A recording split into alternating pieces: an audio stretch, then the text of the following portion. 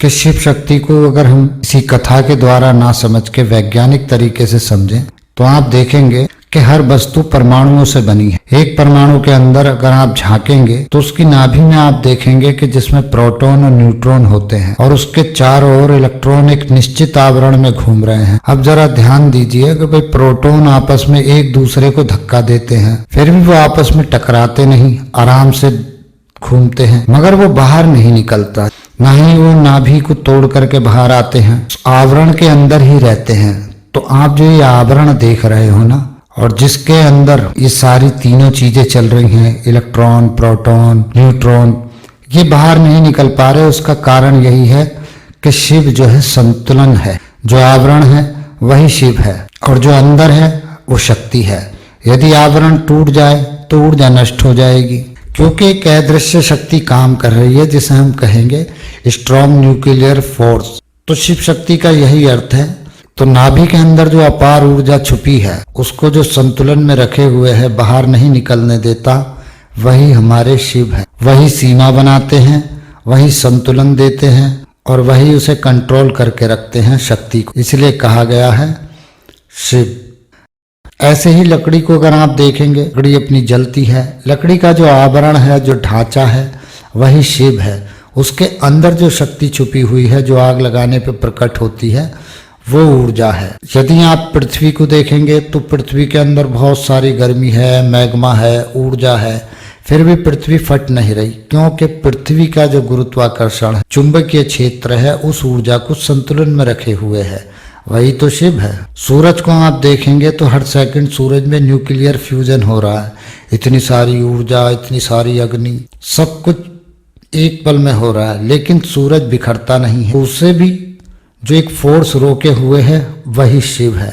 तो जो एक आवरण है वो शिव है, और उस ऊर्जा को जो अनियमित है उसे एक नियम में रखने के लिए, कंट्रोल में रखने के लिए जो एक आवरण बनता है, जो एक नियम बनता है, वही हमारा शिव कहलाता है। क्योंकि ऊर्जा बिना नियम के विनाश हो जाएगी। जब महाकाली क्रोधित होती हैं, पार क्रोधित होती हैं, फिर वो किसी से नहीं संभलती, तब उन्हें शिव ही संभालते हैं। जब गंगा अपने वेग से अधिक हो जाती है, तब उसे शिव ही कंट्रोल करते हैं। तो जो कंट्रोल करने का नियम है वही शिव है।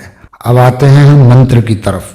तो शिवरात्रि पर जो हम मंत्र पढ़ेंगे वो इस प्रकार है, ओम भ्राम धूम धूम ठह ठह स्वाहा। अब ओम भ्राम धूम धूम ठह ठह स्वाहा मंत्र का अर्थ क्या है? मैं ओम तो आपका निराकार है, ठीक है, वो तो सब मंत्रों में पहले ही लगता है। भ्राम जो है वो भैरवी है। भैरवी भैसे भरण रैसे रमण वैसे भवन, भैरवी एक ऊर्जा है। ऐसे ही विज्ञान भैरव तंत्र में भैरव भैरवी के नियम है, ऊर्जा के नियम है। विज्ञान भैरव तंत्र किसी मूर्ति को प्रमोट नहीं करता, वो ऊर्जा को करता है। तो यहाँ ऊर्जा की बात हो रही, तो आज जो है ये मंत्र हम ऊर्जा के ऊपर जानेंगे। तो इसमें भ्राम हमारा भैरवी है, भैरव है। जब पुरुष करेगा इस मंत्र को तो उसके लिए भ्राम भैरवी बन जाएगा, और जब स्त्रियां करेंगे शिवरात्रि पे इस मंत्र को तो उनके लिए जो भ्राम है वो भैरव बन जाएगा। अब धूम धूम जो है, धूम है आपकी तीव्रता, धूम है आपका बहाव, धूम है नीले रंग का प्रकाश। जब बिजली कड़कती है तो जो एक गति चलती है, धूम एक गति है। हम धूमावती भी समझ सकते हैं, जो किसी भी चीज को छोड़ती नहीं है, सबका विनाश कर देती हैं। अब जो ठह ठह 2 बार लगा है धूम धूम के बाद, वो ठह हमारा रुद्र है। ये ठह त्रिकाल देवी का काम करता है, और ये ठह बीज मंत्र ही कण पिशाचनी का भी बीज मंत्र है। सुहा इसलिए लगा रहे हैं कि हम जो भी मंत्र की आवृत्ति पढ़ रहे हैं वो हमारे शरीर में आ जाए आहुति के रूप में। तो जो ठह ठह है ये हमारा, जब पुरुष इसको पढ़ेगा तब उसके अंदर की त्रिकाल देवी का काम करेगा। थर्ड आई पर जो हम और छम की जो 2 पंखड़ी हैं, ये उस पर चोट मारता है। एक ठह हम पंखड़ी के लिए है, दूसरा ठह छम पंखड़ी के लिए है। जब हम पढ़ते हैं ओम भ्राम धूम धूम ठह ठह स्वाहा, तो ओम के बाद हम भ्राम पूरे शरीर की एनर्जी को एकत्रित करते हैं। धूम धूम जो हमारा ओरा है उसमें कोई भी नकारात्मकता है, हम उसको दूर करने के लिए धूम धूम का उपयोग करते हैं। और जब ठह ठह करते हैं तो जो समय की आपके आवृत्ति, समय में बहने की आपकी चाल है, जो 432 ब्रह्मांड की आप फ्रीक्वेंसी कहते हो, तो आप जब समय में बहते हो, कण पिशाचनी क्या करती है, समय में बहती है और वो भूत में देख लेती है क्या हुआ है। इसीलिए इसकी कोई विधि नहीं है।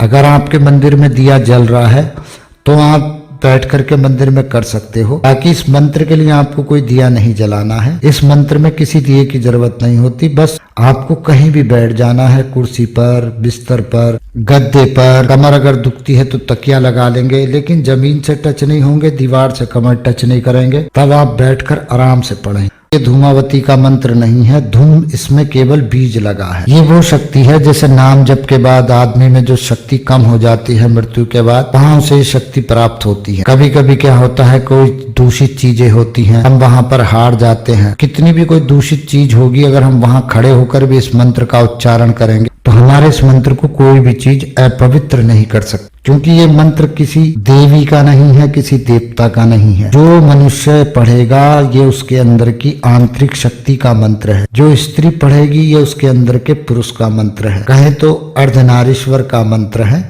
जैसे मैंने शुरू में बताया कि शिव जो है संतुलन है, आवरण है, तो ऊर्जा जो भी होगी, चाहे वो आपका पेट्रोल से किसी चीज को जलाओ, लकड़ी से किसी भी चीज को जलाओ, तो वो वस्तुएं अलग अलग हो सकती हैं। शिव परमाणु हो सकता है, हाइड्रोजन के परमाणु हो सकते हैं, अग्नि हो सकते हैं, पेट्रोल हो सकते हैं। इसीलिए कोल साधना में शिव को अकुल कहा गया है। अकुल अर्थात किसी कुल के नहीं, सब कुल में सम्मिलित है, और पार्वती को कुल कहा गया है, इसीलिए साधना बनी थी कौल साधना। मैं जो विधि बता रहा हूँ ये वो शास्त्र वाली विधि से अलग है, इसलिए थोड़ा ध्यान से समझेंगे। तो शिव किसी भी तरह के आवरण में ऊर्जा को रख सकते हैं, शिव संतुलन करते हैं, ऊर्जा को बिखरने नहीं देते। ऐसे ही ये जो मंत्र है आपका ओम भ्राम, भ्राम आपकी ऊर्जा को एक पैटर्न में भैरव के रूप में रक्षा करता है। स्त्री जब पढ़ती है तो उसके लिए भैरव बन जाते हैं, पुरुष जब पढ़ता है तो उसके लिए भैरवी बन जाते हैं। क्योंकि हमारी कल्पनाएं होती हैं, वो कल्पनाएं कोई ठोस चीज तो होती नहीं, एक ऊर्जा के रूप में होती है। इसलिए कहा गया है इच्छा ज्ञान क्रिया। जब इच्छा होती है तो उसका ज्ञान आता है, और जब ज्ञान आता है तो हम उसकी क्रिया करते हैं और हम परिणाम तक पहुंच जाते हैं। तो जो हमने कामना की है, इसी मंत्र को कामेश्वर कहा गया है, और इसी मंत्र को जब पुरुष करता है उसके लिए कामेश्वरी कहा गया है, क्योंकि कामना का ईश्वर कामेश्वर, कामेश्वरी। पुरुष के लिए जो शक्ति होती है वो कामेश्वरी है। तो इसलिए आप कितनी भी 10 महाविद्याओं के भी अगर आप मंत्र पढ़ेंगे, के नाम पढ़ेंगे हजार, तो आपको सब में कामेश्वरी मिलेगा।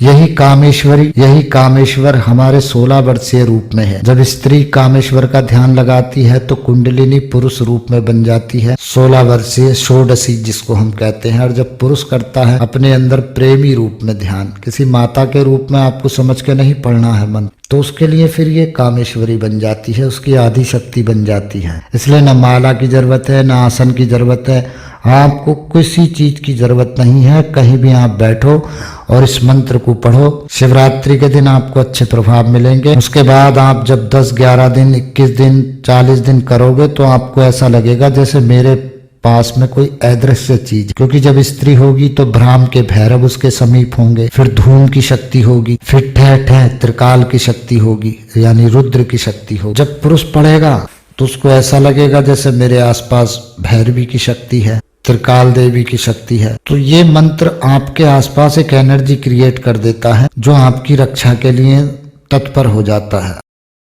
इस मंत्र के पढ़ते समय आपको कोई टच नहीं कर सकता, लेकिन ये मंत्र जब आप करोगे तो ये तो गारंटी है कि आपको लगेगा आंख बंद करने के बाद कि सच में मेरे पास कोई है, इधर घूम रहा है, उधर घूम रहा है। कोई हेलोसिनेशन वाली बात नहीं है, क्योंकि आप लोग कितने मंत्र पढ़ते होगे आपको नहीं एहसास होता होगा, लेकिन जब आप ये मंत्र पढ़ोगे तो जरूर एहसास होगा, क्योंकि इसके बीज मंत्र बहुत हार्ड है, बहुत भारी है। ये स्त्री के लिए कामेश्वर तैयार करता है और पुरुष के लिए कामेश्वरी। जैसे कि मैंने एक वीडियो में बताया था कि शिव की नाभि से कामाख्या पैदा हुई। आप देख सकते हैं, तेरी विद्या में भी आप देख सकते हैं, इस फोटो में भी देख सकते हैं कि शिव की नाभि से ही त्रिपुर सुंदरी है। और अगर आप त्रिपुर सुंदरी का फोटो भी देखेंगे तो आसन पर शिव लेटे हुए हैं, उनके ऊपर त्रिपुर सुंदरी बैठी हैं। आप उन्हें त्रिपुर भैरवी भी कह सकते हैं। जब स्त्री करती है तो उसकी नाभि से शिव यानी उसका प्रेमी प्रकट होता है, क्योंकि स्त्री उस समय पार्वती का रूप होती है जिस समय इस मंत्र को करती है। तब उसके प्रीतम उसकी कुंडलिनी 16 वर्षीय जो पुरुष रूप में उसे एहसास होता है, जो शिव एहसास होता है, वो उसका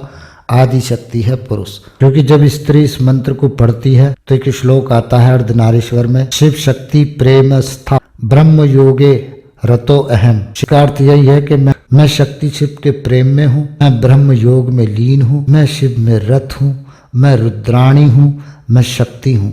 यही भाव आते हैं, इसलिए ये श्लोक का महत्व बन जाता है। यही प्रेम अगर आप अपने विचार बदल लेते हो तो आपको लगता है भाई मैं शांत हो गया, मुझे समाधि लग गई, तुरीयावस्था लग गई, रितम भरा समाधि लग गई, कई प्रकार की समाधि होती, तो आपको ये लगने लग जाता है। लेकिन भगवान शिव कहते हैं कि अपना मानकर चलो, क्योंकि मृत्यु के बाद आपकी यह आदि शक्ति ही काम आएगी, क्योंकि आपका शरीर तो नष्ट हो जाएगा, फिर कौन काम करेगा। ऐसे ही इस जीवन में यदि तंत्र से कोई लड़ेगा तो यह आपके ओरा से और नाभि की 10 पंखुड़ी से बनी हुई शक्ति ही लड़ेगी। अब आप बोलोगे नाभि की क्यों? भाई नाभि के 10 पंखड़ी ही तो दशरथ है, के अंदर बीज मंत्र ही तो राम है। तो जो अपने राम को जगा लेता है इस दशरथ से उत्पन्न होने के बाद, वो 10 पंखड़ी वाले रावण यानी सारे शरीर के विकार उसको रम बीज मंत्र राम से नष्ट कर देता है ना। तो जाहिर सी बात है कि जिसने राम को जगा लिया, रम जगा लिया, अपनी शक्ति जगा ली, तो काम बन गया।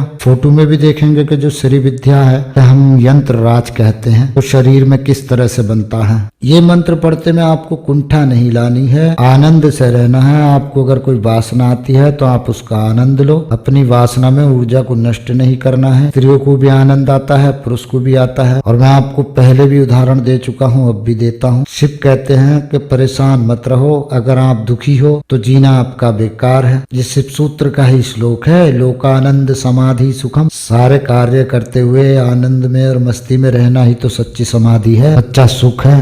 तो आप दुनिया की बातें मानोगे या जो शिव ने अपने सूत्र में कहा है उसकी मानोगे? ऐसे ही तैतरिया उपनिषद कहता है कि भैया भटको मत कहीं, संसार में सब लोगों का जन्म आनंद से हुआ है और आनंद में ही जिया जाता है। यदि आप आनंद में जी नहीं पा रहे हो, आप दुखी हो, परेशान हो, वासना में अटके हो या वासना को गलत समझ रहे हो, तो भाई आप कहीं ना कहीं आपके आनंद में गड़बड़ी है और आप कहीं भी गलत हो, क्योंकि आनंद हमारा जन्म सिद्ध अधिकार है। मैं नहीं कह रहा, तैतरिया उपनिषद कह रहा है। धूम भ्राम धूम धूम टह टह स्वाहा, इसे जो स्त्री जपे उसे कोई वासना आए या उसे पुरुष का एहसास हो या अंदरूनी रूप से ऊर्जा चले, योनि द्वार में, मूलाधार में, स्वादिष्ठान में, मणिपुर में, हृदय चक्र में, कंठ में, आज्ञा चक्र में, सहस्त्रार्थ में, तो समझने आपकी पुरुष ऊर्जा चल रही है।